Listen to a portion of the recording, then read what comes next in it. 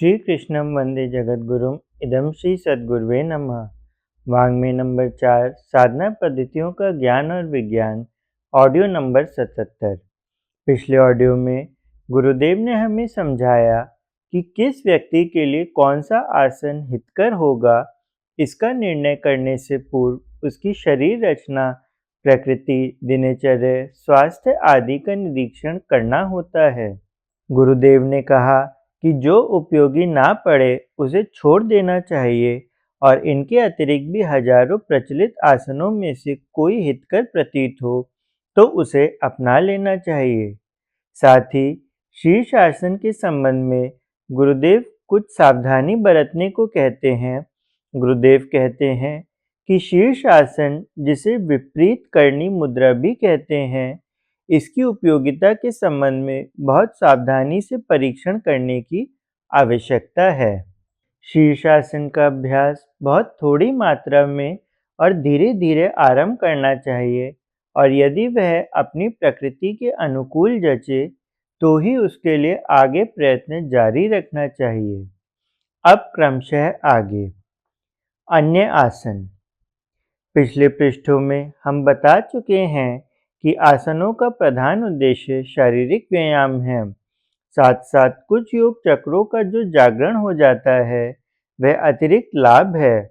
अन्य असंख्य प्रकार के व्यायाम, खेल आजकल प्रचलित हैं। इनमें भी उपरोक्त दोनों लाभ न्यूनाधिक मात्रा में प्राप्त होते ही हैं। जिन्हें आसनों में रुचि ना हो वरन अन्य प्रकार के व्यायामों में दिलचस्पी हो, वे उस मार्ग से भी शरीर को सुदृढ़ बनाने के मूल उद्देश्य की पूर्ति कर सकते हैं। पृष्ठ 13 पर कुछ ऐसे आसनों के चित्र दिए जा रहे हैं जो सभी के लिए समान रूप से उपयोगी हैं। स्वास्थ्य रक्षा के उपयोगी आसन। जैसा हम बतला चुके हैं, आसन कई प्रकार से किए जाते हैं, जिनमें खड़े होकर, बैठकर, लेटकर और उल्टे होकर ये 4 श्रेणियां हैं। अभ्यास करने वाले को जिस अभ्यास की पूर्ति करनी हो उसी के अनुकूल आसनों का चुनाव करना चाहिए। उदाहरण के लिए, जो लोग शारीरिक स्वास्थ्य की वृद्धि करना चाहें उनके लिए एक प्रकार के आसन हितकारी रहते हैं। जो किसी विशेष शारीरिक त्रुटि या बीमारी को मिटाना चाहें उनके लिए दूसरी प्रकार के आसन उपयोगी सिद्ध होंगे और जो वृद्धावस्था में उत्पन्न होने वाली निर्बलता तथा अंगों के विकार से बचना चाहें उनके लिए तीसरी प्रकार के आसन सहायक हो सकेंगे। हम आगे इन तीनों प्रकार के आसनों का विधि और लाभों सहित वर्णन करेंगे, जिनमें से पाठक अपनी आवश्यकता अनुसार एक या अधिक प्रकार के आसनों का निर्वाचन कर सकते हैं। जिन लोगों की शारीरिक अवस्था सामान्य रूप से ठीक है, जिनमें अभी विशेष निर्बलता उत्पन्न नहीं हुई है, उनके लिए खड़े होकर किए जाने वाले आसन अधिक उपयुक्त होंगे। इनको आसनों के बजाय व्यायाम कहना ही अधिक उपयुक्त होगा, क्योंकि इनमें शरीर की मांसपेशियों तथा स्नायुओं पर तनाव डालकर उनकी शक्ति को बढ़ाना ही मुख्य उद्देश्य होता है। हम जिस प्रकार अपना दैनिक जीवन व्यतीत करते हैं उसके फलस्वरूप शारीरिक अंगों में कुछ विजातीय द्रव्य उत्पन्न होता है। हमारी रक्त संचार प्रणाली इस दूषित तत्व को बहाकर शरीर के बाहर निकालने की व्यवस्था करती है, पर तो भी आयु वृद्धि के साथ उसका कुछ अंश शारीरिक जोड़ों के स्थान पर रुककर इकट्ठा होने लगता है। यही एकत्रित मल अर्थात विजातीय द्रव्य समय अनुसार तरह तरह की त्रुटियों और व्याधियों को उत्पन्न करता है। आसन व्यायामों द्वारा उन जोड़ों अर्थात संधि स्थानों का उचित रीति से संचालन हो सकता है, जिससे उस मल के वहां से हटाकर बाहर निकलने में सहायता मिलती है। इससे शरीर शुद्ध और निर्मल होकर व्याधियों का भय जाता रहता है और स्वास्थ्य के लिए स्थिर रहने में बहुत सहायता मिलती है।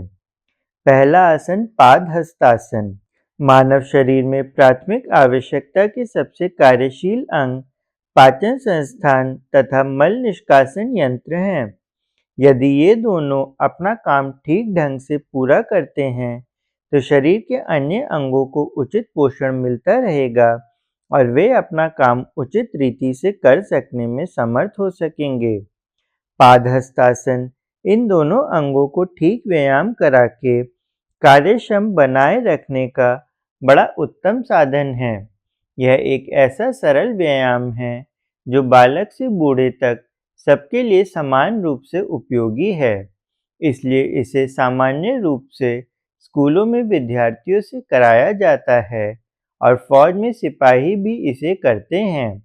यद्यपि वहाँ आसन के बजाय इसके नाम भिन्न-भिन्न हैं और विधि में भी थोड़ा-सा अंतर कर दिया जाता है, पर उसका आधार यह पादहस्तासन ही होता है।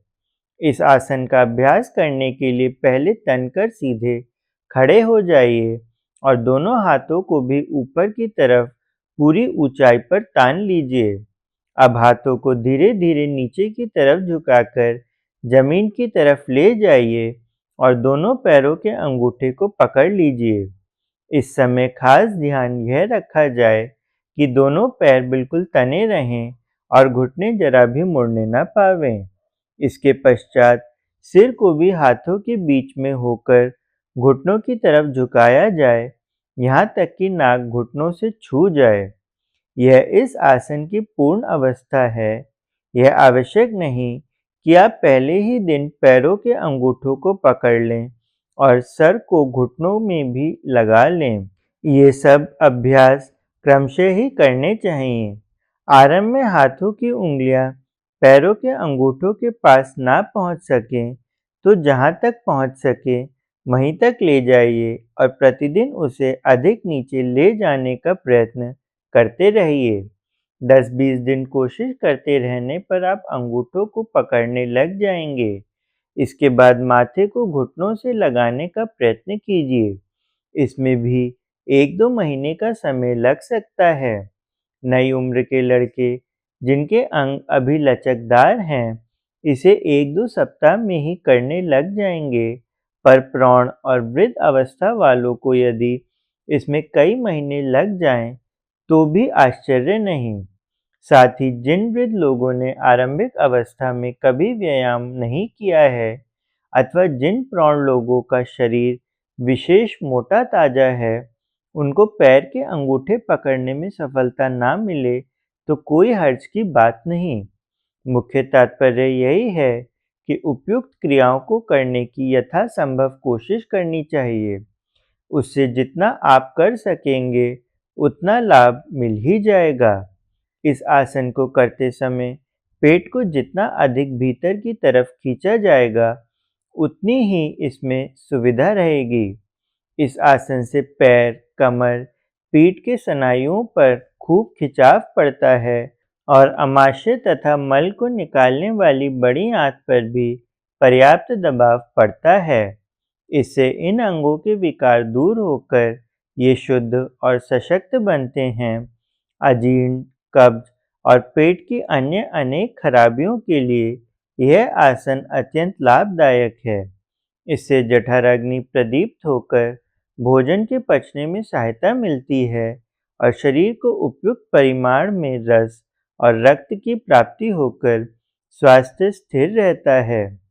दूसरा आसन हस्तपाद अंगुष्ठासन। सीधे खड़े होकर सिर, गर्दन, पीठ और पैरों को बिल्कुल एक सीध में रखिए। छाती सामने की तरफ तनी हुई रहे। अब एक पांव को धीरे-धीरे इतना ऊपर उठाइए कि वह कमर के साथ समकोण बनाने लगे। दूसरा पैर बिल्कुल सीधा रहे। अब दूसरी तरफ के हाथ से इस उठे हुए पैर के अंगूठे को पकड़िए, पर पैर जरा भी झुके नहीं। इस स्थिति में आधी या 1 मिनट रहकर फिर सिर को झुकाइए और यह प्रयत्न कीजिए कि मस्तिष्क या नाक घुटने से छू जाए। यह जरूरी नहीं कि यह कार्य 1-2 दिन में ही हो जाए, पर धीरे-धीरे प्रयत्न किया जाता रहे तो 1-2 महीने में सफलता मिल सकती है। मस्तिष्क को झुकाते समय पेट को भीतर की तरफ खींचना चाहिए, जिससे झुकने में आसानी रहेगी।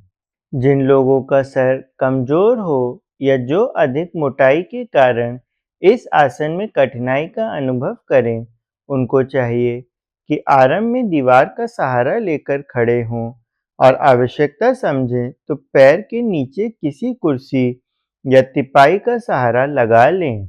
यदि अधिक अवस्था हो जाने के कारण इस प्रकार खड़े होने में कठिनाई जान पड़ती हो, तो लेटकर भी यह व्यायाम किया जा सकता है।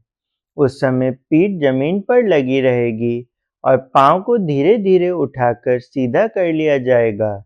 इस प्रकार अभ्यास करने में अधिक जोर नहीं पड़ता।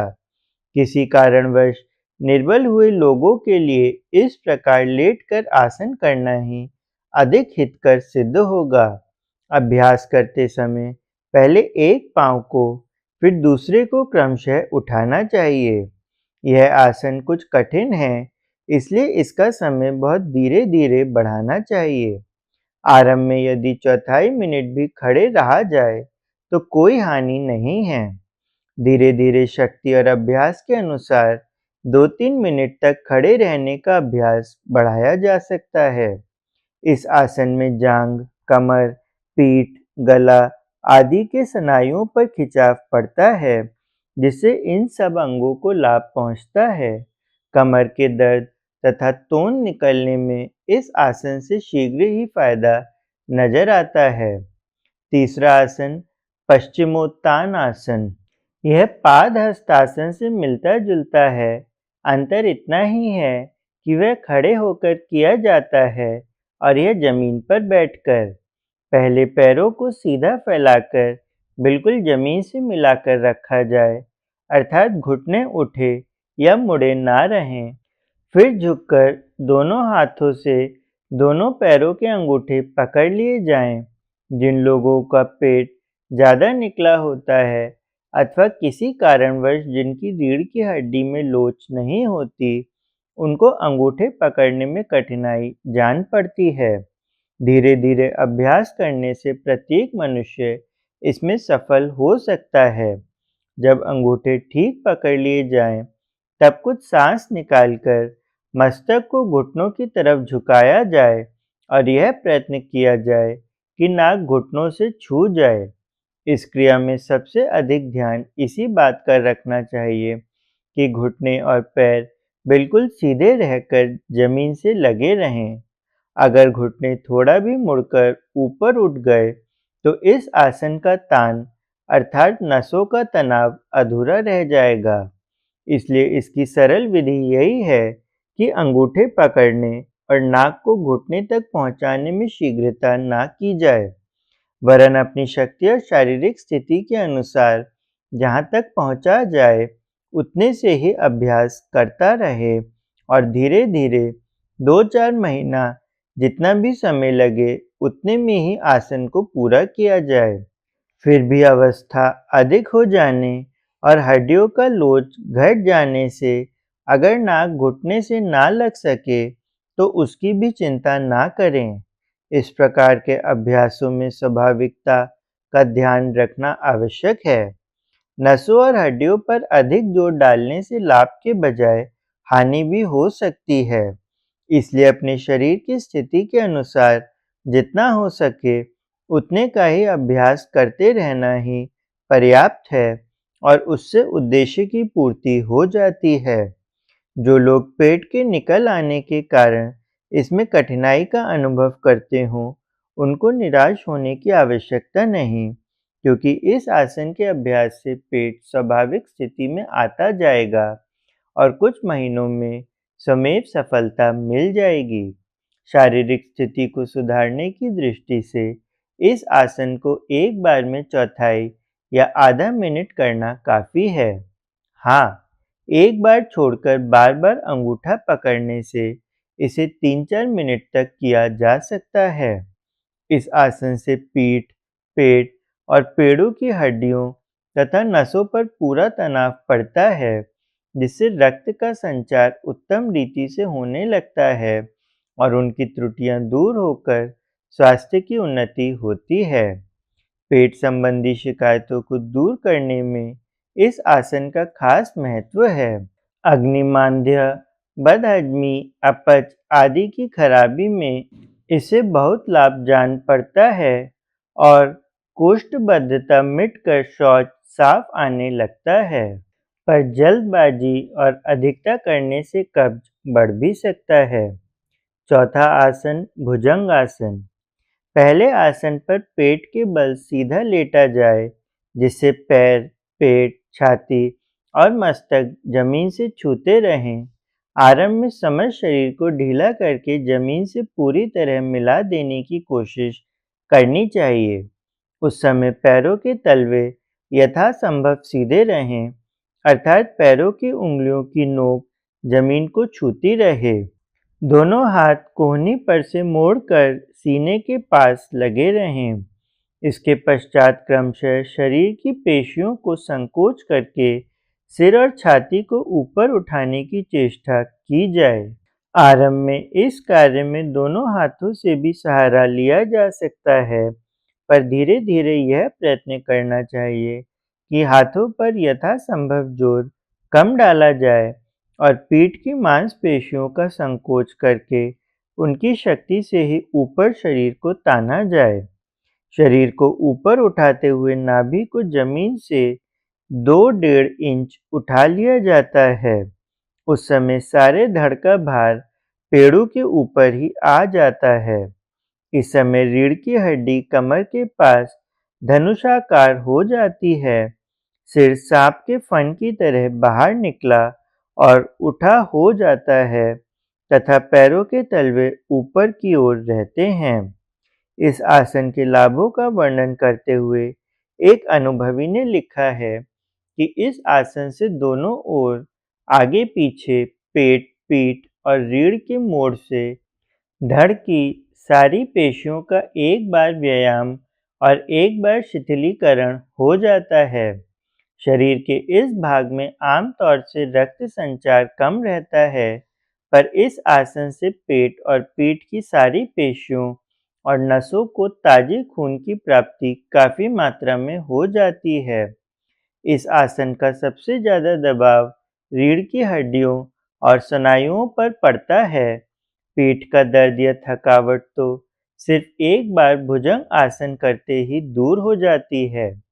रीढ़ की हर एक हड्डी तथा वहाँ की स्नायुओं के 31 जोड़ पूरा व्यायाम और साथ ही पूरा आराम पा जाते हैं।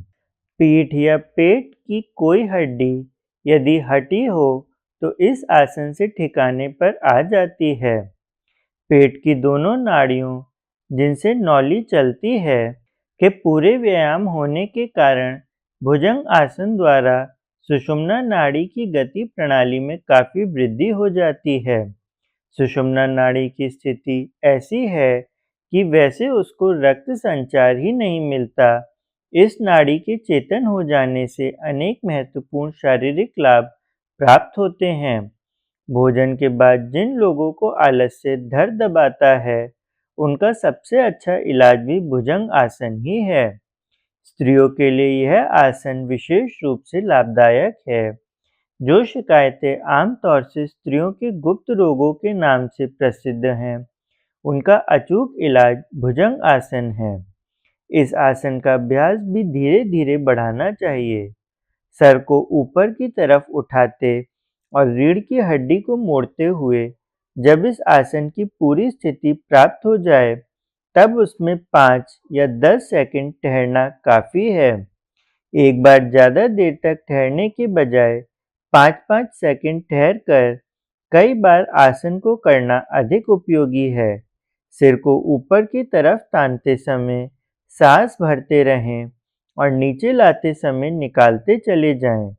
जब तक पूर्ण अवस्था में 5 या 10 सेकंड ठहरे रहें, तब तक सांस रोकी जाए, अर्थात कुंभक की अवस्था रखें। पांचवा आसन शलभ आसन। इस आसन को भुजंग आसन का उल्टा कहा जाता है। आश्चर्य यह है कि जब भुजंग आसन में शरीर के अगले भाग का व्यायाम होता है, वहाँ शलभ आसन में शरीर के पिछले भाग को तानकर उठाया जाता है, जिससे छाती और पेट के भीतरी अंगों को विशेष रूप से लाभ पहुँचता है। इसमें गहरी सांस खींचने का नियम होने से फेफड़ों और दिल का व्यायाम हो जाता है और पेट पर दबाव पड़ने से पाचन संस्थान की शक्ति भी बढ़ती है। इससे पेट की अंतड़ियों पर भी प्रभाव पड़ता है, जिससे कब्ज दूर होने में सहायता मिलती है। शलभ का अर्थ टिड्डी या बड़ा पतंगा होता है। इस आसन में मनुष्य की आकृति लगभग वैसी ही हो जाने से इसका नाम शलभ आसन पड़ गया है। इसके लिए आसन पर पेट के बल सीधे लेटकर सिर से लेकर पेड़ों तक के भाग को जमीन से सटा हुआ रखना चाहिए और पैरों को सीधे रखते हुए ऊपर की ओर तानकर उठाना चाहिए। आसन के लिए लेटते समय दोनों हाथों को बगल में सीधा रखा जाता है और मुट्ठी कसकर बांध ली जाती है, क्योंकि पैर जब ऊपर की ओर उठाए जाते हैं तो उनका अधिक भार हाथों की कलाइयों पर भी पड़ता है। इसलिए दोनों हथेलियों को उलटकर रखा जाता है, जिससे उनके द्वारा जोर लगाकर पैरों को उठाया जा सके। दूसरा अंग जिस पर जोर पड़ता है वह छाती है।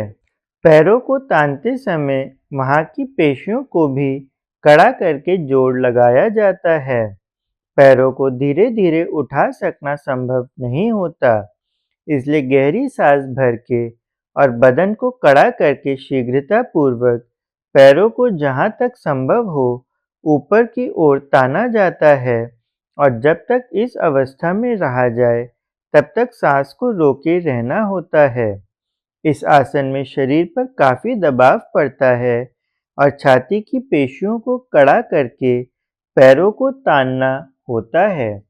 इसलिए जिन लोगों के दिल, फेफड़े कमजोर हों या दिल धड़कने की बीमारी हो, उनको इस आसन का अभ्यास नहीं करना चाहिए। छठा आसन धनुष आसन। इस आसन में भुजंग आसन तथा शलभ आसन दोनों की विशेषताओं का सम्मिलन किया गया है। सामने की तरफ धड़ को और पीछे की तरफ पैरों को मोड़कर पीठ के ऊपर दोनों पैरों को दोनों हाथों से पकड़कर सारे शरीर को तान दिया जाता है।